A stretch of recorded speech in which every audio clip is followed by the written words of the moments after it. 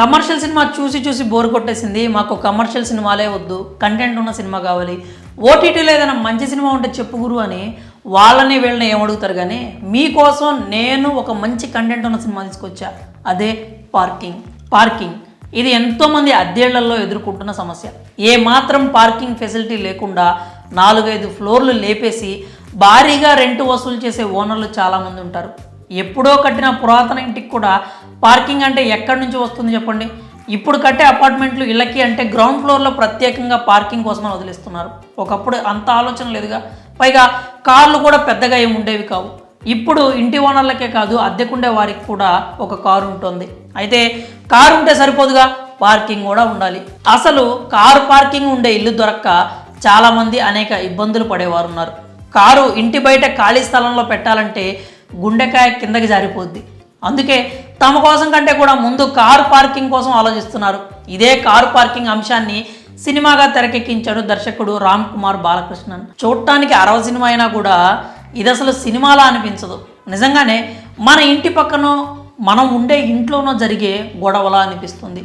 Harish Kalyan, ఇందూజ Ravichandran, MS Bhaskar, ఇళయవరసు తదితరులు నటించిన ఈ సినిమా 2023 డిసెంబర్లో విడుదలైంది. మంచి టాక్ కూడా సంపాదించుకుంది. డిసెంబర్ 29 నుంచి డిస్నీ ప్లస్ హాట్స్టార్లో తెలుగు డబ్బింగ్ వర్షన్ కూడా స్ట్రీమింగ్ అవుతుంది. మరి ఈ సినిమా ఎలా ఉందో ఇప్పుడు చూద్దాం. కథ విషయానికి వస్తే, ఈశ్వర్ ఒక ఐటీ ఉద్యోగి, ఆతిక ఒక ప్రెగ్నెంట్ అమ్మాయి. ఇంట్లో పెద్దలకు తెలియకుండా ప్రేమ వివాహం చేసుకొని వేరే కాపురం పెడతాడు ఈశ్వర్. బ్రోకర్ ద్వారా ఏకరాజ్ ఇంటికి అద్దె కోసం వస్తాడు. ఇల్లు నచ్చిందని తీసుకుంటాడు.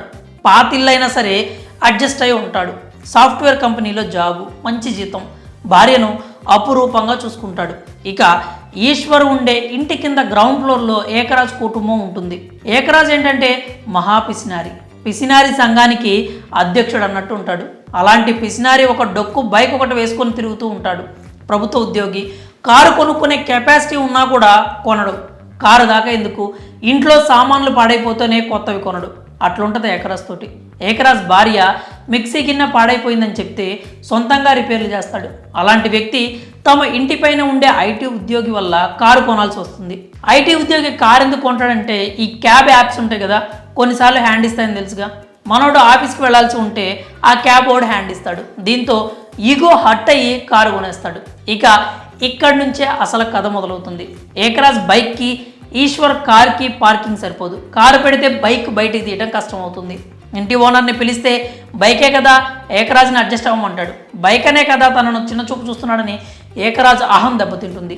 ఈగోతో క్యాష్ ఇచ్చి మరీ అప్పటికప్పుడు కారు కొంటాడు. ఇప్పుడు ఇద్దరికి కార్లు ఉన్నాయి. ఈ పార్కింగ్ స్థలం మీద ఎవరి ఆధిపత్యం నడుస్తుంది? ఈ క్రమంలో ఎలాంటి పరిణామాలు చోటు చేసుకున్నాయి అనేదే మిగిలిన కథ. ఇక సినిమా విశ్లేషణ విషయానికి వస్తే, పార్కింగ్ అనేది చాలా సహజంగా ఎదురయ్యే సమస్య. ఎప్పుడు ఏదో ఒక చోట ఎవరో ఒకరు ఫేస్ చేసే ఉంటారు. దీన్ని సినిమాగా తీయడం ఒక ఎత్తు అయితే, చాలా సహజంగా తెరకెక్కించడం మరో ఎత్తు. సినిమా చూసినంతసేపు కూడా మన ఇంటి పక్కనే మన మధ్య జరుగుతున్నట్లే ఉంటుంది. ఏ మనిషి చెడ్డవాడు కాదు, అతనిలో ఉన్న అహమే మనిషిని మృగంలా మారుస్తుంది అనడానికి ఈ పార్కింగ్ సినిమా చక్కని ఉదాహరణ. జీవితంలో ఎప్పుడు ఎలాంటి మచ్చ లేకుండా జీవించే మనుషుల మధ్య ఈగో వస్తే ఎలా ఉంటుందో అనే విషయాన్ని ఈ సినిమాలో చాలా చక్కగా చూపించాడు డైరెక్టర్. ఈశ్వర్ మంచివాడే, ఏకరాజ్ కూడా మంచివాడే. ఏకరాజ్ ప్రభుత్వ ఉద్యోగి అయి ఉండి టేబుల్ కింద చేయి పెట్టి లక్షలు సంపాదించుకునే అవకాశం ఉండి కూడా నిజాయితీగా జీవిస్తాడు. అలాంటి మనిషి ఒక మనిషిని హత్య చేసే స్థాయికి వెళ్ళిపోతాడు. ఒక మనిషి మీద తప్పుడు కేసు ఎలా పెడతాడు అనే అంశాలు ఆకట్టుకుంటాయి. పార్కింగ్ కోసం ఈశ్వర్, ఏకరాజులు పండించే కామెడీ చాలా బాగుంటుంది. ఏకరాజ్ భార్యగా నటించిన రమా రాజేంద్ర కూడా బాగా నటించారు. సమయం సందర్భం దొరికినప్పుడు కామెడీ చేస్తూనే భర్తను చెడామడా తిట్టేసే నిజాయితీ కలిగిన భార్యగా చాలా బాగా నటించారు. మిక్సీ జార్ పాడైంది, కొత్తది కొనమని ఆమె ఈ సినిమాలో ఒక 3-4 సార్లు అడుగుతుంది. ఈ పెద్దాయన కటింగ్ ప్లేయర్తో బాగు చేస్తాడు. అలాంటి పెద్దాయన కారు కొన్నప్పుడు ఆమె రియాక్షన్ చూడాలి. అప్పుడు ఆమె చెప్పే డైలాగ్ హిలేరియస్గా ఉంటుంది. కారు కొంటే ఎవరికైనా సంతోషం ఉంటుంది, కానీ ఈ ఇల్లాలికి మాత్రం మిక్సీ గిన్నె కొనలేదని బాధ ఉంది. ఇంట్లో వస్తువులు పోతే కొనడు, కానీ ఆ పైనుడి కోసం కారు కొన్నాడు. ఇప్పుడు చట్నీ ఆయన గుండు మీద ఆడుకోవాలా అని అంటుంది. ఆ డైలాగ్కి విపరీతమైన నవ్వు వస్తుంది. ఇలాంటి డైలాగ్ సినిమాలో చాలానే ఉన్నాయి. ఇలా సరదాగా సాగిపోతూనే కథ ఒక్కసారిగా సీరియస్ అవుతుంది. ఈగోతో ఒకరినొకరు తిట్టుకోవటం, ఒకరినొకరు కొట్టుకోవడం జరుగుతుంది. ఎంతలా అంటే ఈశ్వర్ మీద పోలీస్ స్టేషన్లో తప్పుడు కేసు పెట్టడం, అది దృష్టిలో పెట్టుకుని ఏకరాజుని అవినీతి కేసులో ఈశ్వర్ ఇరికించడం జరుగుతాయి. ఒకరినొకరు చంపుకునే వరకు వెళ్తారు. చివరికి కుటుంబాలు రెండు రోడ్డున పడతాయి. ఇంత గొడవ పడే ఈ ఇద్దరు ఆడవారి విషయంలో చాలా మంచిగా ఆలోచిస్తారు.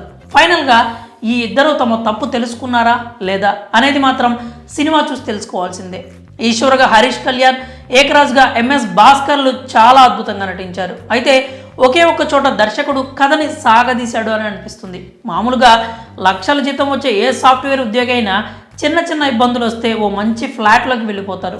అందులోనూ కారు ఉంటే పార్కింగ్ ఉన్న ఇంటికి షిఫ్ట్ అవుతారు. కానీ ఈ కథలో ఈశ్వర్ మాత్రం రెంట్ కడుతున్నా కదా, ఒక కారుకే పార్కింగ్ ఉన్నా కూడా తన కారుకే అవకాశం ఉండాలన్న ఈగోతో ఉంటాడు.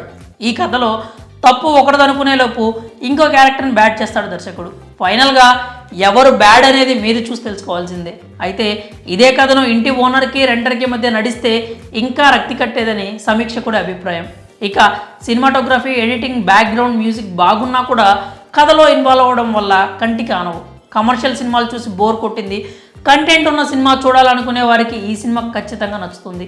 సినిమా బలాల విషయానికి వస్తే కథా, కథనం, దర్శకత్వం అనే చెప్పాలి. హరీష్ కళ్యాణ్, ఏకరాజుల నటన సినిమాకి ప్రధాన బలాలుగా చెప్పొచ్చు. కొంచెం సాగతీత కనిపించడం, కథ కోసం కావాలని ల్యాగ్ చేసినట్లు కనిపిస్తూ ఉంటుంది.